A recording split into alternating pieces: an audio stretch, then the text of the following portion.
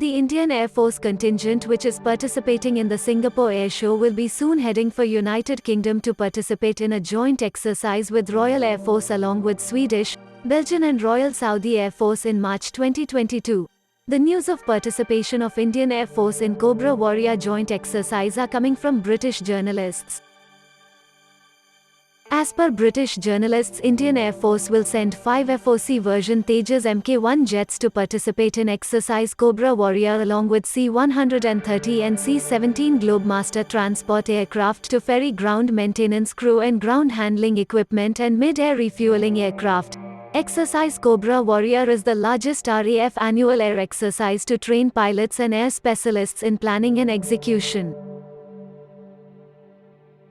RAF Wadington will be the home base for LCA Tejas, where it will take part in air-to-air operation in mock dogfights and air interceptions as well as simulated ground attacks. This will be first ever outing of LCA Tejas in an international air exercise.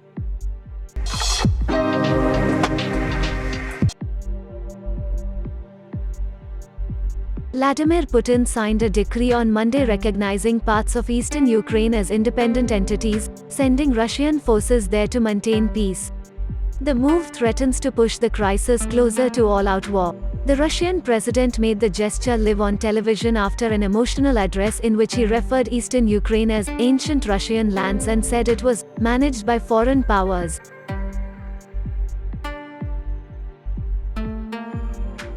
President Vladimir V Putin ordered troops into 2 Russia-backed separatist territories in Ukraine and hinted at the possibility of a wider military campaign and laid claim to all of Ukraine as a country created by Russia, in an emotional and aggrieved address to the Russian people, directing the Russian Defense Ministry to deploy troops in those regions to carry out peacekeeping functions.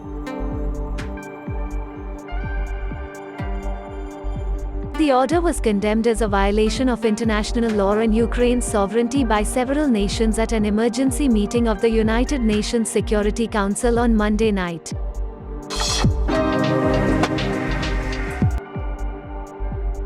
The newly appointed Northern Army Commander Lieutenant General Upendra Dwivedi visited the Galwan Valley and Ground Zero in forward areas in Ladakh Monday. The army posted pictures on social media of his interaction with soldiers, with an Indian flag featuring in the backdrop. This is the first time the army has released photographs of a top officer visiting the Galwan Valley. The army tweeted saying he visited Ground Zero at forward areas, along LAC to review the situation and appreciated the professionalism and operational response towards the evolving threat matrix. Although the army did not mention the location as Galwan Valley, sources in the army headquarters confirmed that one of the pictures is from the Galwan Valley where he interacted with the Dogra regiment.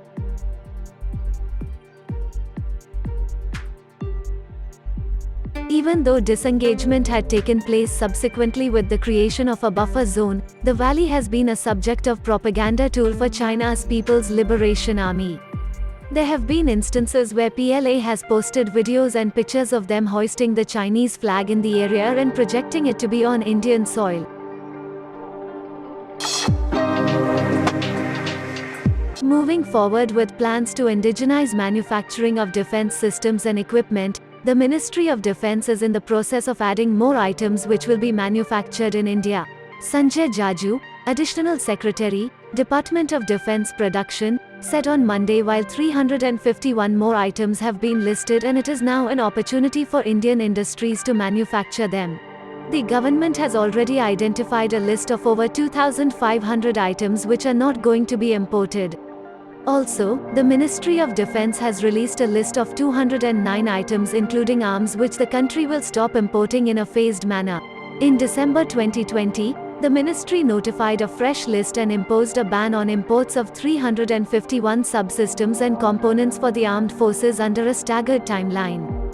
The listed items will be indigenized in the next 3 years and the initiative will save foreign exchange approximately equivalent to 3,000 crore rupees every year. Jaju said in the post-COVID world, there are global strategic alignments taking place, and it is important to diversify the supply chain.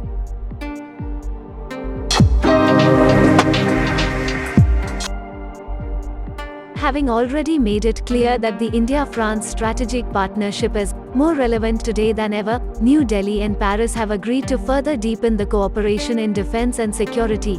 External Affairs Minister S. Jaishankar, currently on a visit to France, held bilateral talks with his French counterpart on Sunday, where both sides adopted the India-France roadmap on the blue economy.